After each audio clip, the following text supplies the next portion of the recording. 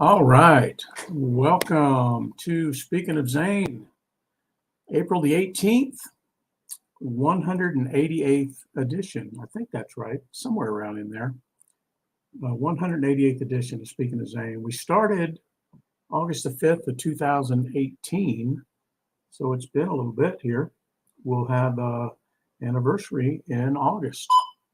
But good to have everybody in there. I know we're going to miss some folks tonight because we shifted it a day, but we often do that on Sunday when it falls on a holiday like a Mother's Day or something. And of course, yesterday was Easter, and I wasn't feeling too good yesterday anyway. I had a little bit of a stomach bug, so probably wouldn't have been up to it anyway. But I am feeling 100% better today and ready to go. Let's see who we've got in here tonight. Got my cousin Toby in here. Hey, Toby. Ken's in. Steve Shirley's in. Welcome back, Steve. It was great to follow you and Kathy on your escapades in Europe. Glad you're back. Thanks for contributing along the way. And you guys, looks like you guys had an awesome trip there. There's my Aunt Mary. Hey, Aunt Mary. And there's Jim Miller up in Omaha, Nebraska. Hey, Jim. Toby asked about the neighbors. Yeah, I don't know what the deal was, but yeah, the neighbors had a late night, two houses over, one house over from the house that caught on fire. They had a late night plumbing service call.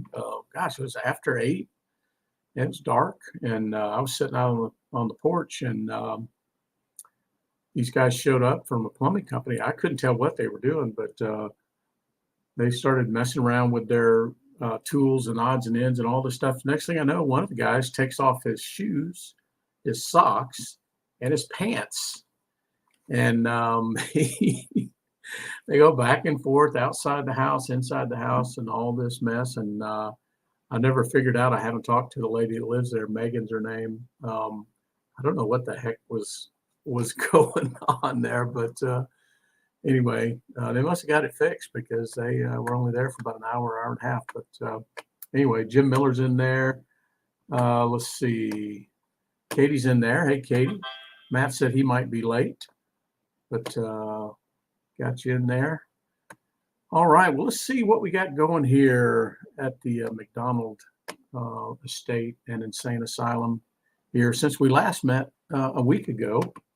Well, let me give you a house fire update. So the neighbors have, been coming back and forth. They've had a crew at the house every day, pretty much doing the demo. And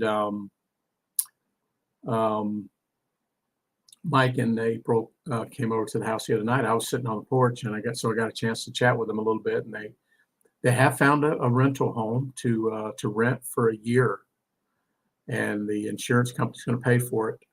So they found a house. That's, first of all, incredible. Second, the insurance is going to pay for the whole year.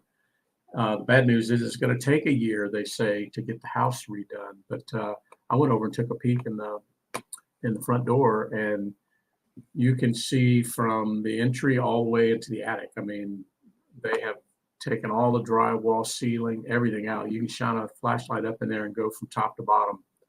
Just incredible. And it took, probably took 8 or more of those really big dumpsters to get everything out of there. Just crazy. But anyway, they have a very good attitude. I told them that we've got people praying for them, and so they appreciate that. All right. I don't see Lori in here, but Lori is home. Lori has been out all day. She left early this morning. She drove down and had lunch with my sister down in South Georgia, and did a few errands down that way, and drove all the way back. And she just got in the door, maybe an hour ago, not even.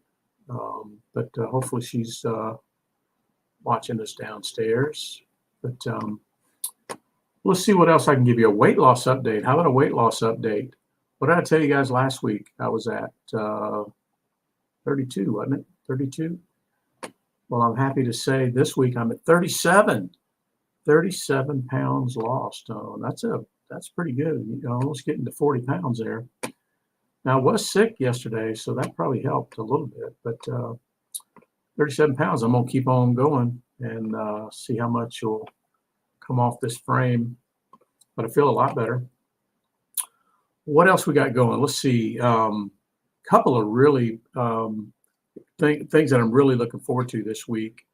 Unfortunately, they both involve the passing of veterans. I mentioned over the last couple of weeks that our friend, Lori's friend, Kathy Cobb, her father passed away. I got to know him the last year or so of his life. 92 years old, he was an Air Force vet, and he will be laid to rest in Savannah on Saturday, this coming Saturday. So I'm going to drive down for that, and might just drive on back. I don't know. I might stay the night Saturday. I don't know what I'm going to do yet, but I'm definitely want to be there for Ed Burke's funeral, and Patriot Guards all lined up and everything. So that'll be a solemn occasion of a man with a long life, and a little bit of it serving this country as a B-29 gunner. How about that?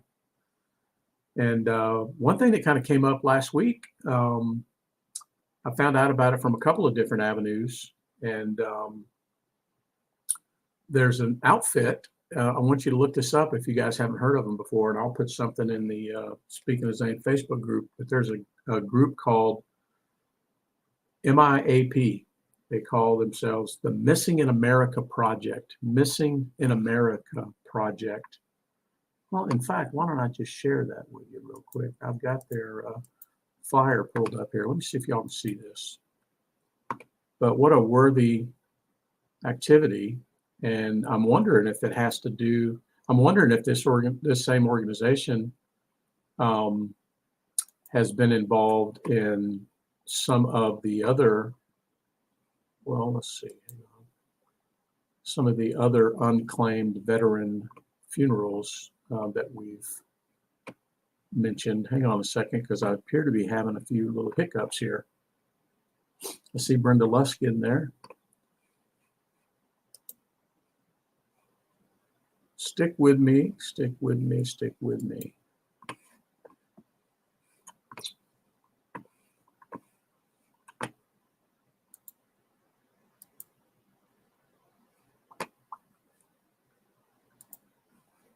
Okay. Somebody tell me.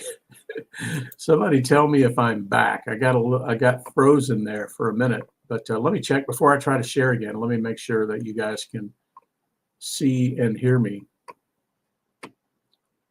real quick. I do see Brenda Lusk in there. Good to have you in there. I just want to check, let me just get a good check from somebody there that I am back after what appeared to me anyway was a frozen screen. Once I get that feedback, I'll try again here in a minute. Okay, thank you, Ken. Appreciate that. All right. All right, thank you. Thank you. Let me try to share again. This is worth you guys taking a look at here. Let me give it another try here.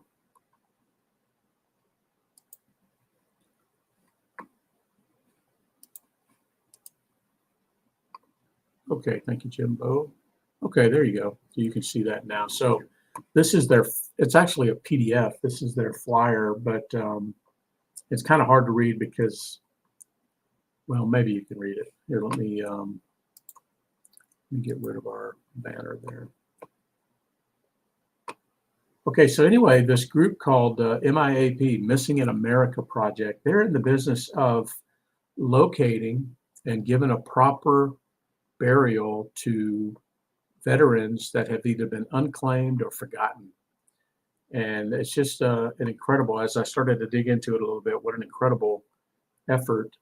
And they've got one going on right here in town tomorrow. And they're going to be starting out in Marietta. And they will take a motorcade from Marietta to Georgia National Cemetery. And tomorrow, The ceremony at Georgia National will begin at 1 p.m. So I'll probably leave here about noon or so to get there. And here is the list of veterans who will be sending off. Sergeant Samuel Sharp, United States Army. Specialist Vernon Grob, United States Army. Specialist Russell Cooper, United States Army. Private Joseph Adair, United States Army. Airman Second Class Bruce Birkland, United States Air Force. And Corporal Noah Myrick, United States Marine Corps. And these are all service members who had either been unclaimed, couldn't locate their family, but this organization is making sure they're sent off as the heroes that they are. And you can see there's a nice poem, "We Will Find You." I'll let you guys read that, and then a little bit about the Missing in America Project and what their mission is. Just a touching organization. If you read about them, they can tell you that they've been responsible for locating over 27,000 unclaimed cremated remains of veterans.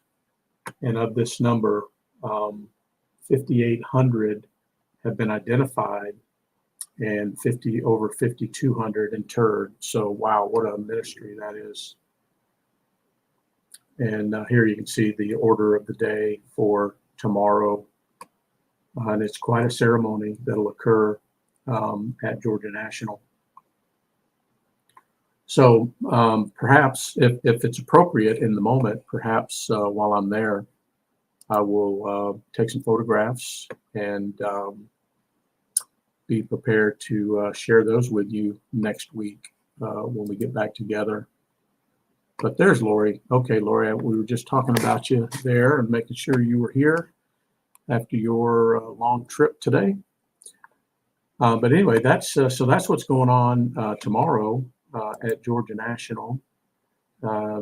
This would be the first time that I think, been a part of, or not been a part of, but been in attendance for one of these unclaimed veterans. I know that Daryl has, and I can't remember some of you others have as well. But this will be an honor to do, and I can't wait to experience it and report back to you folks next Sunday night for Speaking to Zane. There's Molly. Hey, Molly, down near Tampa. Molly's near Plant City, Florida. Good to have you in there. Molly's retired Army, as is her husband.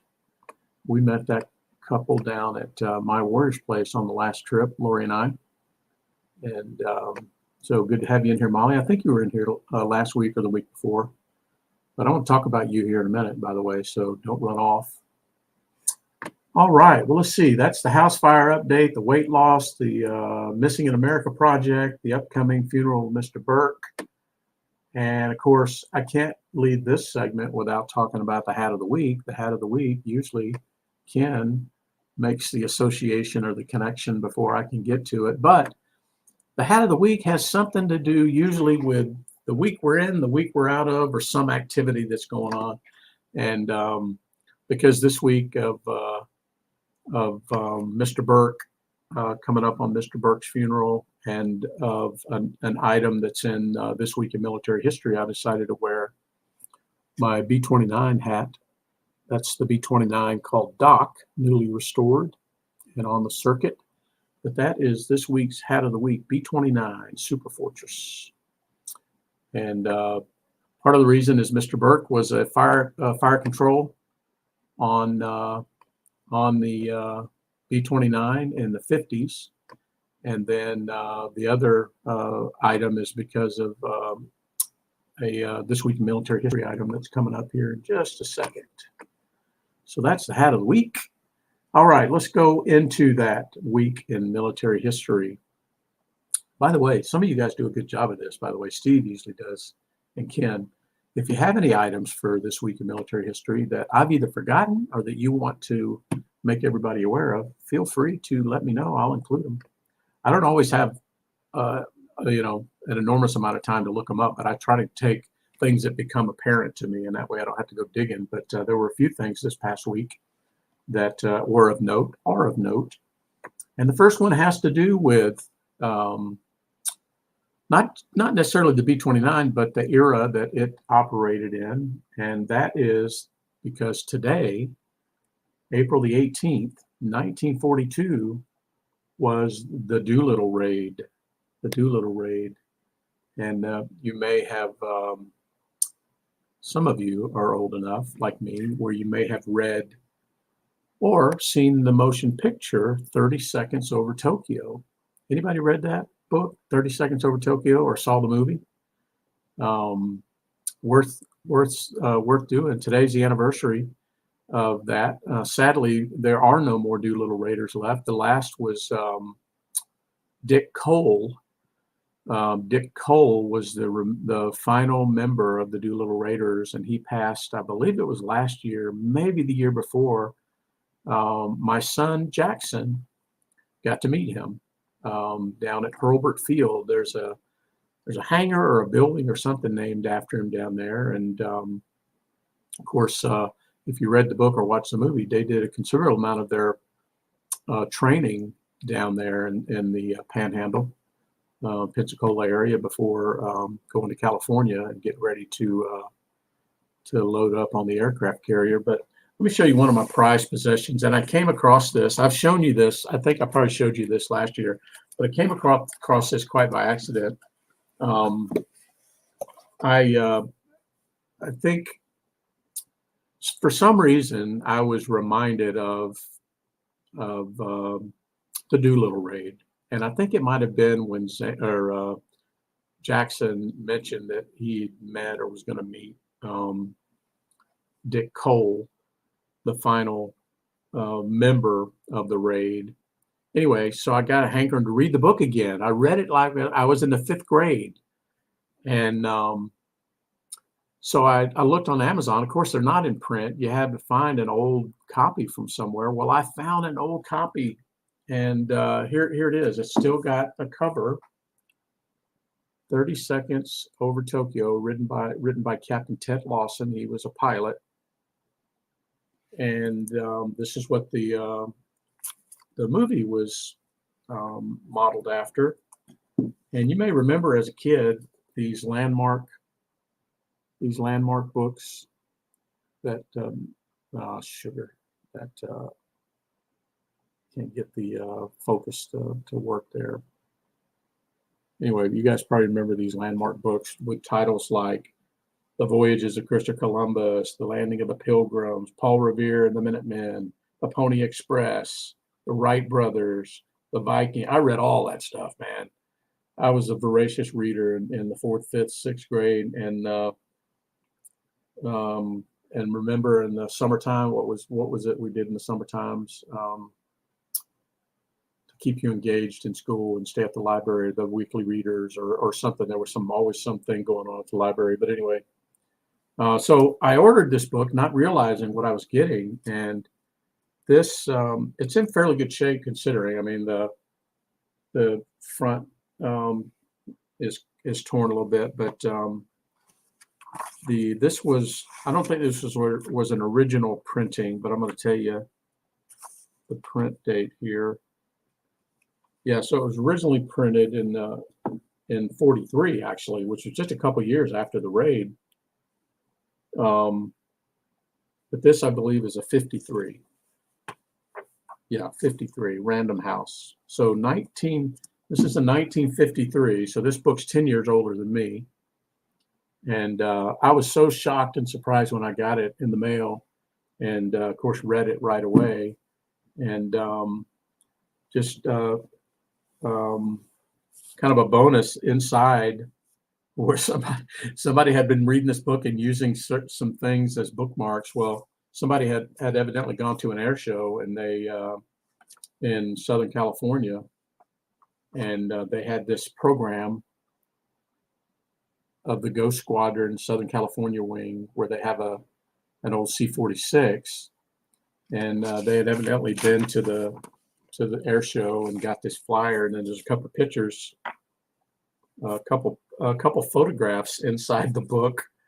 I have no idea who this guy is, but he's standing in front of their C-46 called China Doll. Anyway, that was just totally random things you find in books. But anyway, that's one of my favorite little artifacts is 30 Seconds Over Tokyo. And on this date, in 1942, just gosh, not even a year after Pearl Harbor, when that famous raid occurred. And if you have never heard the story, read the story, seen the movie, you need to do it. Anyway, so that is partially why I've got the B-29 hat on. Not that it was a B-29, it was a B-25. They flew B-25s off the, okay, who can tell me, here's a trivia. Which aircraft carrier did they fly? Did Doolittle and his raiders fly the B-25s from? Two questions. I got two questions, two quiz questions. I give my students quizzes every other week. Two quiz questions. Which aircraft carrier did they fly the Doolittle raid from? And, oh, I think I already told you that, what that question I was going to. No, I didn't. Yeah, I did. Yeah, I already told you that.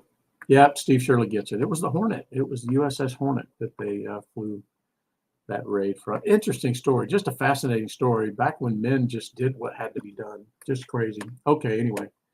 I spent more time on that than I had expected to, but hey, it's my show.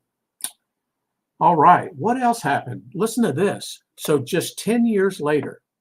So think about this. Think of 1942. We were just in World War II. Think of the technology, you know, the B-17s, B-24s, B-25s, eventually B-29s. Think of the technology. Think just 10 short years later, on April the 15th of 1952, April the 15th of 52, just 10 years later, the first flight of the B-52 Stratofortress. So in 10 years' time, we went from a B-17 to the B-52. Just an incredible period of time for technology and innovation. And, you know, when we weren't hamstrung by our own selves, right, we could actually go out there, have an idea and make it happen. Just an incredible. And the rest of the story on the B-52 is that they are still in service. That's the rest of the story. You know, those things are still our primary, one primary portion of the nuclear triad. And just an incredible story. They say that the B2, the B1 and the B2 retirement ceremonies will be interrupted by a B-52 doing touch and goes. And I believe it. I believe it. All right. How about that? Well, hey, I see a newcomer there, my buddy Cody Bailey, who is an Air Force vet. Welcome, Cody. Cody gets it right. It was a B-25. Good stuff. The B-25 was the Mitchell, I believe, wasn't it? The B-25 Mitchell. But good to have you in there, Cody. Cody and this is interesting. Cody comes from a similar background as many on this call. Cody was part of the which wing was that at Andrews? So Cody did some of the DV stuff and some other things during his time. But I know Cody from work. All right, what else? So how about the April the 14th, let's see, the 74th birthday of the Air Force Reserve. How about that? I didn't realize that. 74 years the Air Force Reserve has been in existence. So there's your this week in military history. We go from the Doolittle Raiders to the B-52. Just an incredible period of time. And just incredible. Did I say incredible? All right, what else we got here? So moving on to the Veteran Cemetery Challenge. We started this challenge a few years ago. And we've had a couple of visits. So we started to chronicle sort of our visits to these veteran cemeteries. And of course, I'll have a couple this week with the activities I mentioned. But this week, I know, Daryl, I need you to help me here. I know Daryl visited Jefferson Barracks at least once this week. And Jim Miller, I think I'm right, Jim. Since we were last together, I think you made 2 visits to Omaha National Cemetery, if I recall. And you stopped in to see our old pal Todd Vanderwerken. And man, I tell you, I can't tell you enough how much I appreciate that. And I can't wait to get back up there and pay him a visit, as well as Lance Corporal Page. I found out a little information about Corporal Page, who was one of those Marines killed in the disastrous Afghanistan withdrawal. Turns out his father works for Cisco Systems there in Omaha, and they live down in this Conestoga school district area. I think he's running for the school board or something, but I didn't know this at the time. But we certainly know a lot of the same people. I didn't know this at the time, but his dad works for Cisco as an engineer. Let's see. So Daryl's visit, Jim's 2 visits. I have 3 visits for the week that I'm aware of, and that takes us to 599 visits. 599 visits that we've made to a veteran cemetery since we started doing this. So we're about to hit the 600 mark. We'll hit that tomorrow. And update to last week's item about the remains of Seaman Walter Pentico. He was 17 years old, lost on the USS Oklahoma. Turns out what they did with a lot of those remains, since they couldn't identify him at the time, they just buried them all in a couple of places there in Hawaii. And then over the years, they've been trying to do the identification. 80 years later, here we are, 80 years later. And we're still identifying those men. And this one we mentioned last week, Walter Pentico, Jimbo found an update to the story. And what's going to happen is he'll be honored and he'll be buried. He'll be buried properly in Honolulu on April 29th. So there's another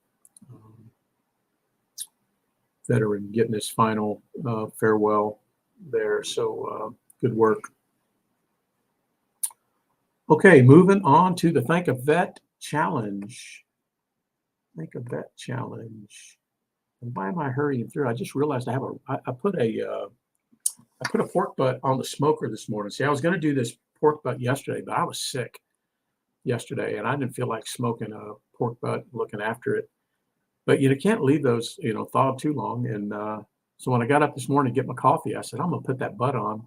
And I put that butt on early this morning and just pulled it off about an hour ago. So my mouth is beginning to water for that. Okay, let's see what we got here. Thank you challenge. Okay, so here's what I have. You guys tell me if I missed any. We always have a couple latecomers, so I'll fill them in as we need to. But I've got Daryl with a Vietnam vet. Not only was it a Vietnam vet, but he was a Purple Heart recipient. How about that?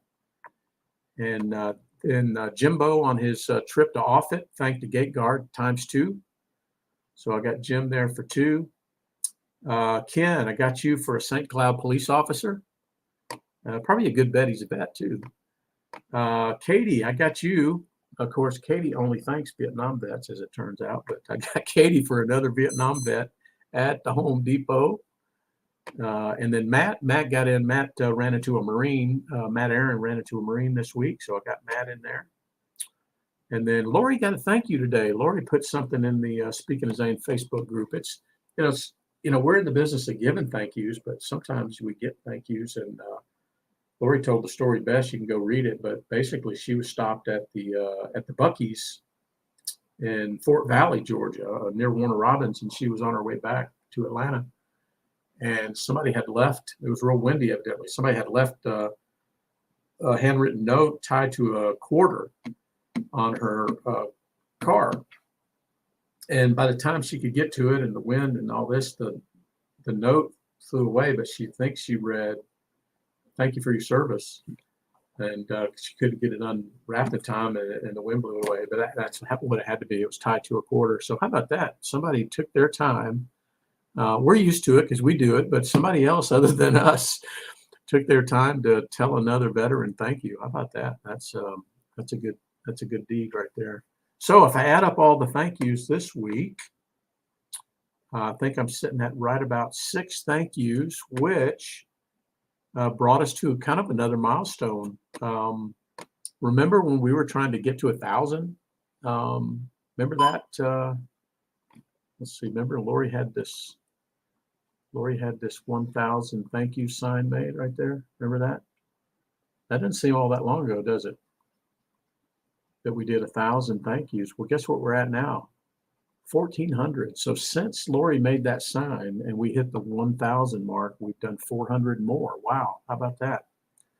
1,400 times a veteran hasn't had to worry about whether they're appreciated or not because one of us told them, thank you, we appreciate your service. So in my book, that's a good thing. How about that? Okay, let's see. Speaking of the veteran cemeteries, there's bound to be a Memorial Day service somewhere near you at one of your local veteran cemeteries. It doesn't have to be a national cemetery. A lot of the state cemeteries and others will do a Memorial Day ceremony. Ours here happens to be on the Saturday, May 28th. So we'll look forward to that. In the organization section, I mentioned the Missing in America project. I'm going to stay in touch, or I'm going to follow them. I don't know if they have a Facebook page or not, but they have a website. But I'm going to stay in tune with what they're doing because that's good work right there. And again, I can't wait to witness it tomorrow and then report back to you guys next Sunday night. Of course, we got the Running to Honor 5K coming up that my buddy up in Michigan, Aaron, leads. Hey, Aaron. Aaron often joins us or he watches the recording. But that'll be later in July, so I'm getting into my running condition for that. And then something new, a new organization or a new effort I just found about today from Molly. Molly, I told you I was going to talk about you. Molly's doing a 100-mile challenge. So I think Molly is going to be walking or running 100 miles, something like that. You can go to the Speaking of Zane Facebook group and see all about it. She's going to be doing a 100-mile challenge, and she's looking for some sponsorship. She's got a pretty low goal, I think. I don't know if anybody's told you that, Molly. You ought to up your goal there. But kudos to you for doing that. It's evidently it's through USAA, who a lot of veterans use for a variety of financial services, and it's to stop soldier suicide. How about that? Another worthy effort there that one of our Speaking of Zane regulars, now that Molly's been with us a couple of weeks, I consider her a regular, but you guys are doing great work out there, and I wanted to call attention to that. So go look at that on the Speaking of Zane Facebook group. You can get some more information about that, what's going on there. Okay, well, geez, I think I made it through. I didn't see any, and I keep my eyes open for this because they deserve to be honored, but I didn't see that we lost anybody this week in combat or otherwise. But I follow that closely, and it's a tragedy, everyone that we lose, whether it's in combat or preparing for combat. And so we'll keep an eye on that. Of course, it's nice when I don't have to report that each week, but we know that training accidents happen and contingencies around the world are always going to be there. So there you go. Okay, well, somebody tell me if I have missed anything. I want to ask my wife, Lori. Have I missed anything, Lori? Normally when I finish on Sunday evening, I feel like I have forgotten something. Steve's putting in there, unfortunately, that we did lose somebody this past week. I'm sorry to hear that, Steve. I don't know if I should have seen that or if that's just something you're aware of locally, but it's a shame when that happens. Far too many that we lose after the battlefield, like our very own Zane and others that went through